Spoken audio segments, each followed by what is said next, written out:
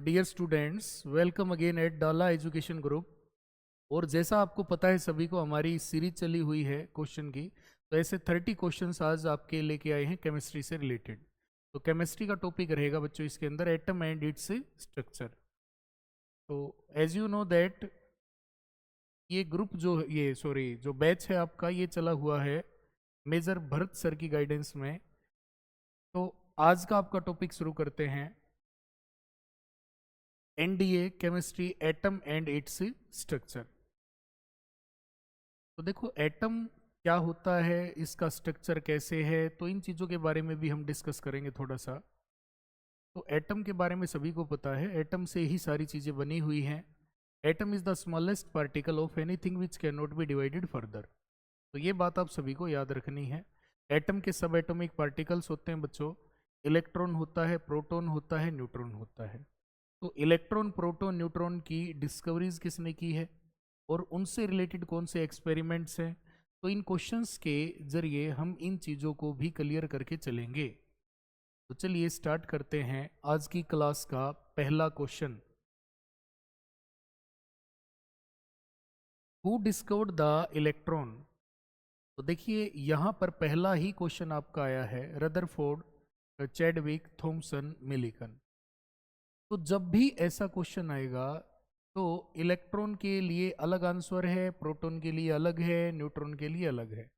तो बच्चों देखो इलेक्ट्रॉन का इसने पूछा है, तो यहां पर आएगा जे जे थॉमसन। इन्होंने 1897 में इलेक्ट्रॉन को डिस्कवर किया था। Is it clear?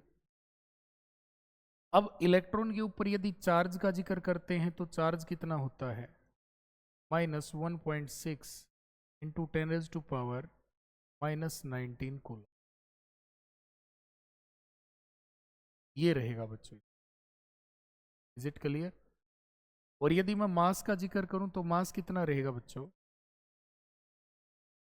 9.1 into 10⁻31 kilogram minus, ये इसका मास रहेगा। रिलेटिव चार्ज यदि ये पूछता है इलेक्ट्रॉन के ऊपर, तो बच्चों रिलेटिव चार्ज कितना रहेगा। यदि बच्चों रिलेटिव चार्ज पूछता है तो वो रहेगा -1। Is it clear? ये रहेगा इस। तो यहां पर हमारा आंसर क्या बना, थॉमसन। देखो मिलिकन जो थे, आर ए मिलिकन, ये आपका पीवाई क्या भी है, आर ए मिलिकन। इन्होंने बताया था एब्सोल्यूट चार्ज, एब्सोल्यूट चार्ज। तो बच्चों एब्सोल्यूट चार्ज जो होता है उसका पर्टिकुलर जो ये वैल्यू दी थी, ये किसने दी थी, आर ए मिलिकन ने। थॉमसन ने इलेक्ट्रॉन की डिस्कवरी की थी, चैडविक ने किसकी डिस्कवरी की थी बच्चों, न्यूट्रॉन की। रदरफोर्ड ने बच्चों प्रोटॉन डिस्कवर किया था, और रदरफोर्ड ने ही न्यूक्लियस के बारे में बताया था, न्यूक्लियस। तो ये सारी चीजें आपको क्लियर हो गई होंगी। अब चलेंगे नेक्स्ट क्वेश्चन के ऊपर। तो नेक्स्ट क्वेश्चन आता है हमारा, विच of the following particles is positively charge. तो बताना है आपको कि पॉजिटिव चार्ज किस पार्टिकल के ऊपर होता है। ये सभी के सभी क्या हैं बच्चों, सब एटॉमिक पार्टिकल्स। तो इसके अंदर आएगा इलेक्ट्रॉन, प्रोटॉन, न्यूट्रॉन, न्यूट्रिनो। तो यहां पर आएगा बच्चों प्रोटॉन। प्रोटॉन के ऊपर पॉजिटिव चार्ज होता है, और प्रोटॉन का यदि मैं चार्ज का जिक्र करूं तो ये रहेगा +1.6 इंटू 10⁻⁻19। और बच्चों इसका यदि मैं मास का जिक्र करता हूं तो ये रहेगा 1.67 इंटू 10⁻⁻27 किलोग्राम। ये इसका मास रहेगा। और रिलेटिव यदि मैं चार्ज की बात करता हूं तो रहेगा +1। Is it clear? प्रोटॉन जो होता है पॉजिटिवली चार्ज होता है, और उसके ऊपर ये मास होता है, प्रोटॉन का ये चार्ज होता है, ये रिलेटिव चार्ज होता है। ये क्वेश्चन आपको याद रखना है इसे। चलिए नेक्स्ट क्वेश्चन पे आते हैं। अगला क्वेश्चन पढ़ो बच्चों। Which atomic model assumed that the positively charged is uniformly distributed throughout the atom? बताइए शाबाश। कौन सा एटॉमिक मॉडल अज्यूम करता है कि पॉजिटिव चार्ज यूनिफॉर्मली डिस्ट्रीब्यूटेड होता है पूरे एटम के अंदर? तो देखिए, यहाँ पर थॉमसन्स मॉडल है, रदरफोर्ड्स मॉडल है, बोहर्स मॉडल है और क्वांटम मॉडल है। तो प्यारे बच्चों, यहाँ पे क्या आएगा? Thomson's model. क्योंकि थॉमसन जो थे, जे थॉमसन, इन्होंने इलेक्ट्रॉन के दो मॉडल दिए थे। एक तो था वाटरमेलन मॉडल, वाटरमेलन मॉडल था, और एक था बच्चों प्लम पुडी मॉडल, प्लम पुडी मॉडल। तो ये बात आपको ध्यान रखनी है। जो वाटरमेलन मॉडल था, इसके अंदर इसने एक तरबूज के बारे में बताया ऐसे, और उसके अंदर जो रेड पार्ट है, जो ईडेबल पार्ट है और बीज हैं, तो जो सीड्स थे, इसने इन सीड्स को लिया इलेक्ट्रॉन, और जो बाकी का जो रेड पार्ट था बच्चों, वो लिया इसने पॉजिटिव भाग। तो ये बोला कि पॉजिटिवली जो चीज़ें हैं इसके अंदर वो इक्वली डिस्ट्रीब्यूटेड है, यूनिफॉर्मली डिस्ट्रीब्यूटेड है पॉजिटिव चार्ज। और ऐसे ही इसने प्लम पुडिंग मॉडल लिया। इसके अंदर एक हलवा होता है, उस हलवे के अंदर क्या थे बच्चों? Dry fruits. ड्राई फ्रूट्स को इलेक्ट्रॉन लिया, और बाकी का जो हलवा बचा वो इसने क्या लिया? Positive part. क्या लिया? Positive part. ठीक है। तो ये दो मॉडल इसने दिए थे। दो मॉडल कौन से हैं? एक वाटरमेलन मॉडल है और एक है प्लम पुडी मॉडल। इसके अंदर बच्चों जो सीड्स हैं वो पॉजिटिव, वो इलेक्ट्रॉन को शो कर रहे हैं, और जो रेड पार्ट होता है वो किसको शो करता है? वो पॉजिटिव भाग को शो करता है। और ये पॉजिटिव पार्ट जो है इक्वली, जो चार्ज है पॉजिटिवली इक्वली डिस्ट्रीब्यूटेड होता है एटम के अंदर। ये बात बताई थी। तो चलिए नेक्स्ट क्वेश्चन पे आते हैं।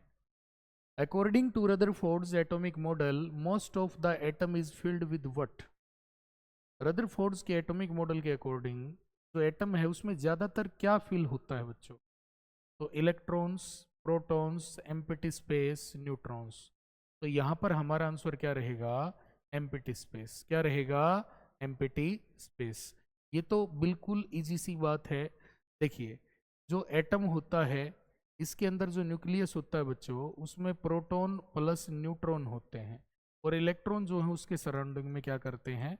रिवॉल्व करते हैं, घूमते रहते हैं। ये बात भी आपको याद रखनी।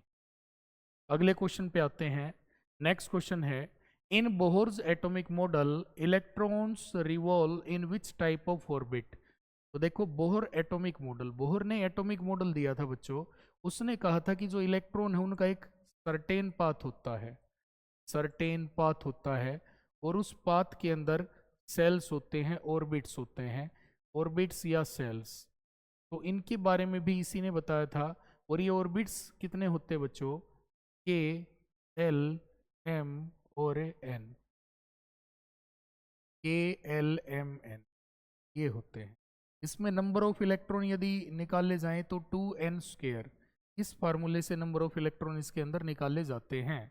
ये बात भी आपको याद रखनी है। ठीक है।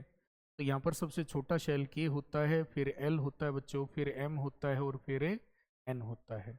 के, एल, एम, ठीक है। तो यहाँ पर ये कैसे उसके अंदर है जो रिवॉल्व करते हैं? तो सर्कुलर पाथ के अंदर। किसके अंदर आएगा? Circular path.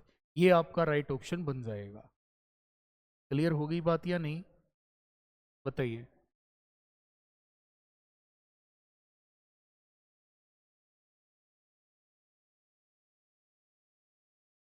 नेक्स्ट क्वेश्चन आता है बच्चों, which of the following particles is not found in the nucleus of an atom? देखो, proton, neutron, electron, all of the above. ये हो गया हमारा एटम, और ये हो गया हमारा न्यूक्लियस। इसमें प्रोटॉन होते हैं और न्यूट्रॉन। तो इसने पूछा है कि कौन सा पार्टिकल जो है वो न्यूक्लियस के अंदर नहीं पाया जाता। तो बच्चों यहाँ पे क्या बच गया? इलेक्ट्रॉन। क्योंकि इलेक्ट्रॉन तो आउटर सरफेस के अंदर घूम रहा है, अराउंड द न्यूक्लियस घूम रहा है। तो हमारा आंसर क्या हो जाएगा? इलेक्ट्रॉन। क्या हो जाएगा? इलेक्ट्रॉन। इज इट क्लियर और नॉट? चलो नेक्स्ट क्वेश्चन आता है, who discovered the neutron? Neutron को किसने डिस्कवर किया? मैंने स्टार्टिंग में भी बताया था। तो रदरफोर्ड तो नहीं आएगा, चैडविक आएगा, जेम्स चैडविक। तो बच्चों देखो, जो जेम्स चैडविक थे, इन्होंने किसके बारे में बताया? न्यूट्रॉन के बारे में। को डिस्कवर किया कब किया? इन 1932। और इनको नोबेल प्राइज मिला इस चीज के लिए। तो नोबेल प्राइज इनको कब मिला? इन 1935 के अंदर। तो ये बात आपको याद रखनी है कि न्यूट्रॉन की जो डिस्कवरी है वो किसने की है? बोलो। चैडविक ने। और न्यूट्रॉन के ऊपर बच्चों चार्ज नहीं होता। चार्ज यदि ये पूछेगा तो नो चार्ज आएगा, या हम क्या लिखेंगे? न्यूट्रल। कैसा होता है? न्यूट्रल होता है बच्चों, ठीक है। लेकिन मास होता है, मास जरूर होता है equal of proton, approx equal of proton, proton के लगभग ये बराबर होता है। ये बात आपको याद रखनी है। क्लियर हो गया या नहीं? चलो, यहां तक किसी बच्चे का कोई doubt? Next question, what does the atomic number of an element represent? Atomic number of an element represent, ये बताना है। नंबर ऑफ प्रोटॉन्स बताएंगे, नंबर ऑफ न्यूट्रॉन्स बताएंगे, नंबर ऑफ इलेक्ट्रॉन्स बताएंगे, टोटल प्रोटॉन एंड न्यूट्रॉन। देखिए, total proton and neutron तो बताएंगे atomic mass को बच्चों। किसको बताएंगे? एटॉमिक मास को बताएंगे। क्लियर हो गई बात? और नंबर ऑफ इलेक्ट्रॉन्स, ये तो कैन बी चेंज, इनको तो चेंज कर सकते हैं। और ऐसे ही न्यूट्रॉन को भी क्या कर सकते हैं? चेंज। लेकिन बच्चों प्रोटॉन को कभी चेंज नहीं कर सकते। तो हमारा आंसर क्या आ जाएगा? Number of A protons. Number of protons determines the atomic number of an element.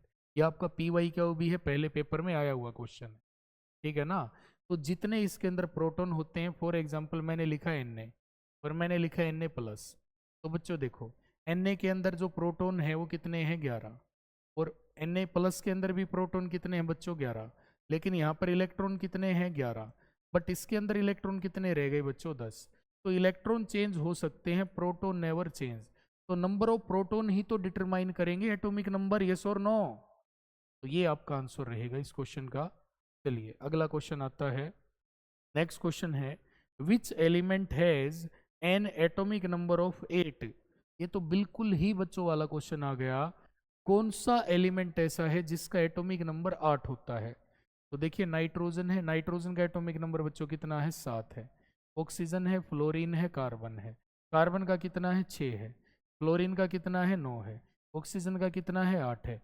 तो हमारा आंसर यहीं से क्लियर हो जाता है। इज इट क्लियर और नॉट?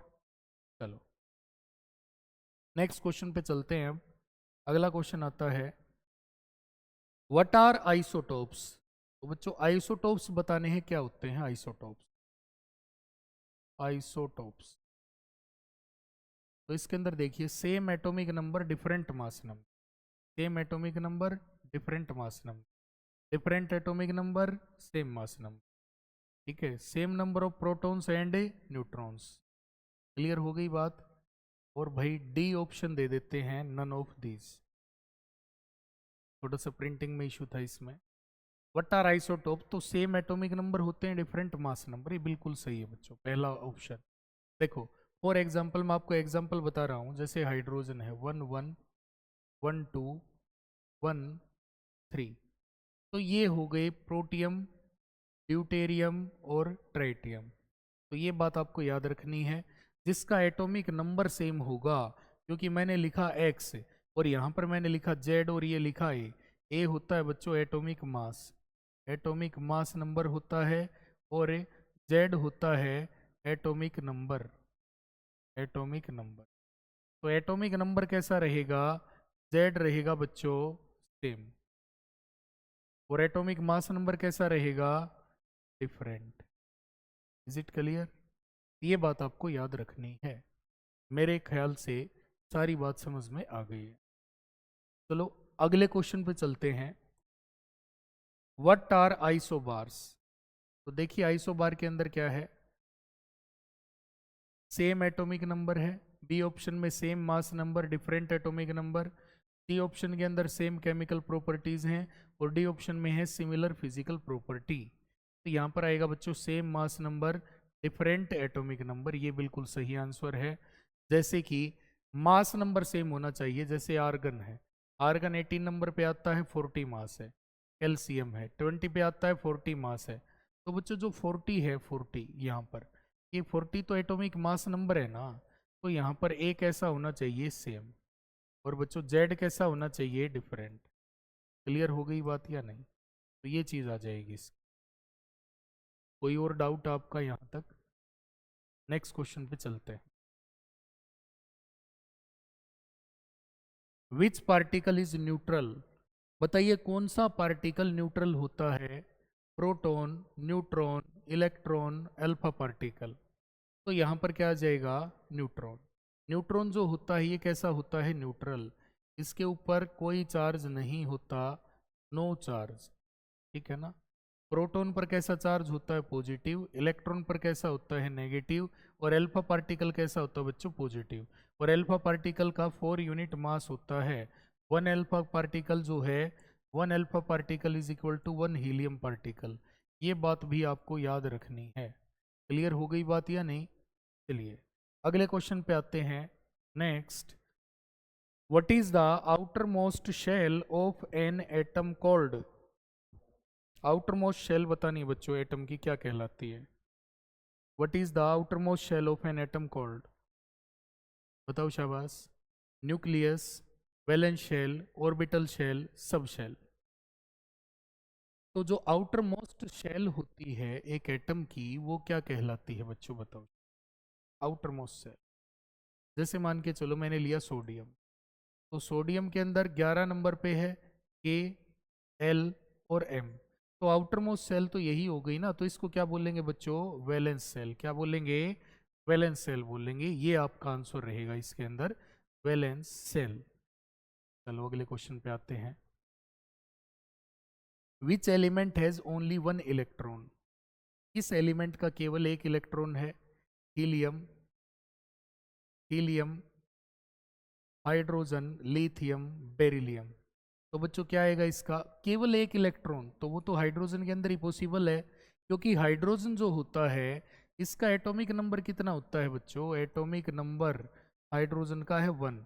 और 1 का मतलब इलेक्ट्रॉन कितना है, 1, और प्रोटॉन भी कितने बच्चों, 1। ये चीज आपको याद रखनी है। क्लियर हो गया या नहीं? चलो नेक्स्ट क्वेश्चन आता है, देखिए। Which particle is the lightest? कौन सा पार्टिकल सबसे लाइटेस्ट है, सबसे हल्का पार्टिकल कौन सा है? प्रोटॉन है, न्यूट्रॉन है, इलेक्ट्रॉन है, अल्फा पार्टिकल है। अल्फा पार्टिकल का तो बच्चों 4 यूनिट मास होता है, तो ये तो इनके कंपेयर में काफी ज्यादा हैवी हो गया, तो ये 3 बच गए। तो इन दोनों का जो मास होता है वो ज्यादा होता है किसके मास से, इलेक्ट्रॉन। तो हमारा आंसर क्या बन जाएगा बच्चों, इलेक्ट्रॉन। क्योंकि इलेक्ट्रॉन का जो मास है वो सबसे कम है, 9.1 इंटू 10⁻⁻31 किलोग्राम। ये सबसे कम होता है बच्चों, तो ये सबसे ज्यादा हल्का एलिमेंट मतलब हल्का पार्टिकल होता है। चलो, which particle has almost the same mass as a proton?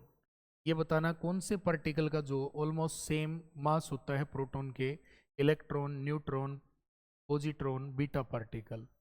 तो बच्चों देखो यहाँ पर ये पूछ रहा है प्रोटॉन के सिमिलर, तो प्रोटॉन के सिमिलर किसका मास होगा, न्यूट्रॉन का। न्यूट्रॉन का मास होगा बच्चों, इन दोनों का लगभग 1.67 इंटू 10⁻⁻27 किलोग्राम के नियर अबाउट इनका मास होता है। तो ये बात समझ में आई या नहीं? चलिए, तो न्यूट्रॉन के इक्वल ये रहेगा। अगले क्वेश्चन पे आते हैं। Next, how are electrons arrange in an atom? तो बताओ भाई एक एटम के अंदर कैसे, इस लॉ के अकॉर्डिंग जो इलेक्ट्रॉन है वो अरेंज होते हैं। Octet rule, Hund's rule, aufbau principle, Pauli exclusion principle. तो बच्चों इसमें क्या आएगा, देखो, how are electrons arrange in an atom. बताओ एटम के अंदर जो इलेक्ट्रॉन है वो कैसे अरेंज होते हैं, शाबाश, अरे बता दो।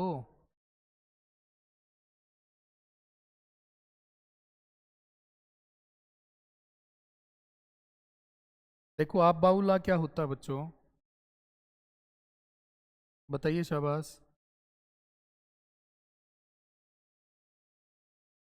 जिसके अंदर आप इलेक्ट्रॉन नंबर ऑफ शेल्स, मतलब किस किस सेल के अंदर जो इलेक्ट्रॉनिक कॉन्फ़िगरेशन होता है वो इसके अंदर आता है। ठीक है, तो हमें तो इलेक्ट्रॉन का जिक्र करना है, इलेक्ट्रॉन का जिक्र है तो किसके अंदर आएगा? इलेक्ट्रॉनिक कॉन्फ़िगरेशन ही तो आएगा। ऑक्टेट, ऑक्टेट तो क्या कहता है बच्चों, देखो कि जो आउटर मोस्ट सेल होती है, जैसे सोडियम लेते हैं तो सोडियम के अंदर 2 इलेक्ट्रॉन इसमें आ गए, 8 इसमें आ गए, 1 इसमें आ गया, तो ये आउटर मोस्ट सेल होती है। इसमें मैक्सिमम 8 इलेक्ट्रॉन अकोमोडेट कर सकते हैं। उसके अंदर क्या आता है, एनर्जी लेवल आते हैं। तो बच्चों हमारा आंसर क्या रहेगा? ऑफ बाउ प्रिंसिपल, क्योंकि हमें तो कॉन्फ़िगरेशन ही तो करना है। तो कॉन्फ़िगरेशन के अकॉर्डिंग हमारा आंसर क्या बनेगा? Aufbau principle. Is it clear? Yes और नो? चलिए अगला क्वेश्चन आता है, which shell can hold a maximum of 2 electrons? कौन सी सेल 2 इलेक्ट्रॉन को अकोमोडेट करती है, होल्ड करती है? तो देखिए एस सेल, इसमें सब सेल आ गई, सब सेल। तो बच्चों सब सेल क्या होती हैं? S, P, D, F. तो एस के अंदर कितने आएंगे? 2 इलेक्ट्रॉन, पी के अंदर 6 इलेक्ट्रॉन, डी के अंदर 10 और एफ के अंदर कितने? 14। तो ये बात आपको याद रखनी है।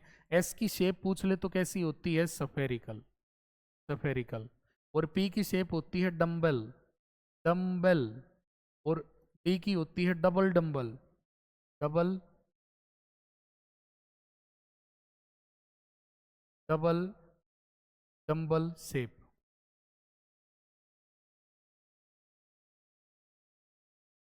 Double dumbbell. और एफ की अनप्रिडिक्टेड है, इसका नहीं अभी पता है कैसी शेप होती है।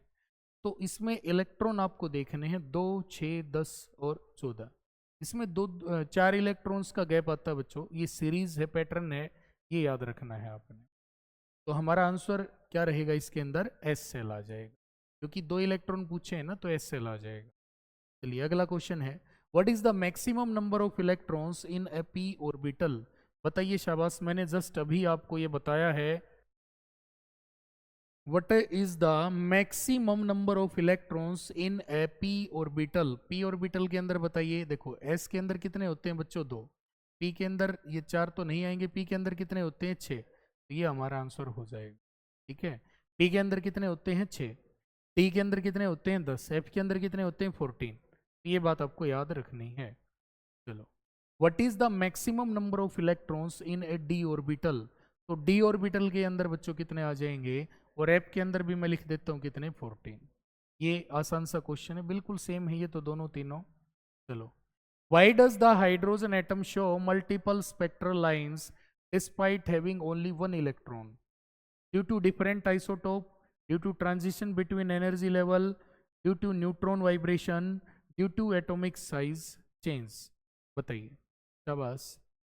Why does the hydrogen atom show multiple spectral lines despite having only 1 electron? तो यहाँ पर क्या लिखेंगे बच्चों? Due to transition between energy levels. हमारा आंसर क्या आ जाएगा?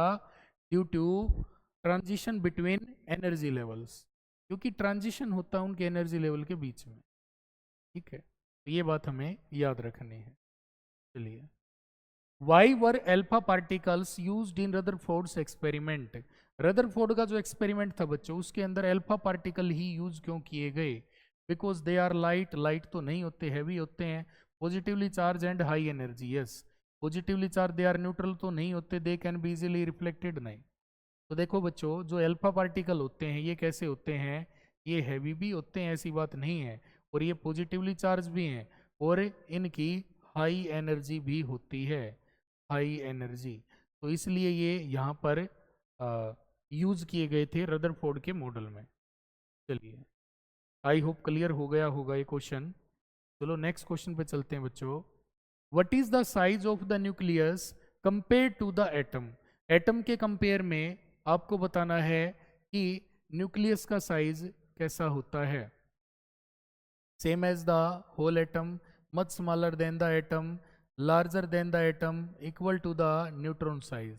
अरे नहीं भाई, न्यूक्लियस का जो साइज है वो तो बहुत ज्यादा छोटा, क्योंकि एटम है, एटम के अंदर ही तो न्यूक्लियस है, तो मत स्मॉलर, ये तो बहुत ज्यादा छोटा होगा बच्चों देन द एटम। ये बेसिक क्वेश्चन है और बच्चे इन्हीं में गलती कर देते हैं, ये बात भी आपको ध्यान रखनी है।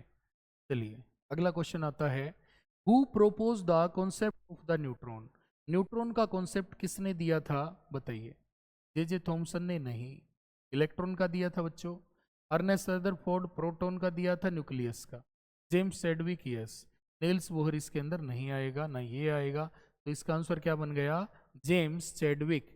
इन्होंने ही डिस्कवरी की थी, इन्होंने ही मॉडल दिया था, सारी चीजें न्यूट्रॉन की इन्होंने ही की थी। Which principle limits the exact determination of an electron's position and momentum? तो यहाँ पर देखो पॉली एक्सक्लूजन प्रिंसिपल दिया है, हेजनबर्ग्स अनसर्टेनिटी प्रिंसिपल है, हंट्स रूल है, ऑक्टेट रूल है। तो बताइए कौन सा प्रिंसिपल लिमिट करता है एग्जैक्ट डिटर्मिनेशन को, किसकी बच्चों, of an electron's position, electron की पोजीशन और उसका मोमेंटम। तो यहाँ पर किसके बारे में बात करेंगे बच्चों, हेजनबर्ग अनसर्टेनिटी प्रिंसिपल, ये इसका आंसर रहेगा, क्योंकि इसी के अंदर इलेक्ट्रॉन का मोमेंटम बताया गया है। चलो अगले क्वेश्चन पे आते हैं। नेक्स्ट क्वेश्चन है हमारा, what is the lowest energy level of A hydrogen atom.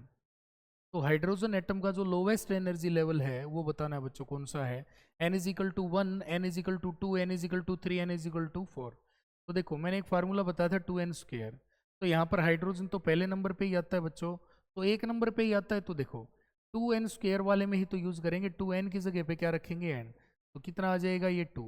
तो पहले किसके अंदर आते हैं, 2 इलेक्ट्रॉन के शेल के अंदर, तो यही आ जाएगा n इज इक्वल टू 1। ठीक है ना, क्लियर हो गई बात या नहीं। चलिए अगला क्वेश्चन है, which atomic shell has the highest energy, K shell, L shell, M shell, N shell, ये बताना है। Which atomic shell has the highest energy, कौन सी एटॉमिक शेल की सबसे ज्यादा एनर्जी होती है, कौन सी एटॉमिक शेल की सबसे ज्यादा होती है बच्चों, एन शेल की, तो एन आएगा, देखो के एल एम और एन, तो के एल एम और एन, तो एन की ही तो ज्यादा एनर्जी होगी बच्चों, एन, ठीक है ना। तो हाईएस्ट एनर्जी किसकी होगी, एन की होगी। क्लियर हो गई बात या नहीं, क्योंकि हमारे पास 4 शेल हैं यहाँ पे, के एल एम एन, तो एन की जो है वो हाईएस्ट एनर्जी होती है। चलो अगला क्वेश्चन आता है, what is common in isotope of an element. Element के जो आइसोटोप होते हैं उसमें कॉमन क्या होता है बच्चों, एटॉमिक नंबर कॉमन होता है, मास नंबर कॉमन होता है, नंबर ऑफ न्यूट्रॉन्स कॉमन होते हैं, नंबर ऑफ इलेक्ट्रॉन। तो यहाँ पर क्या इक्वल होता है, क्या कॉमन होती है चीज, बताओ जरा।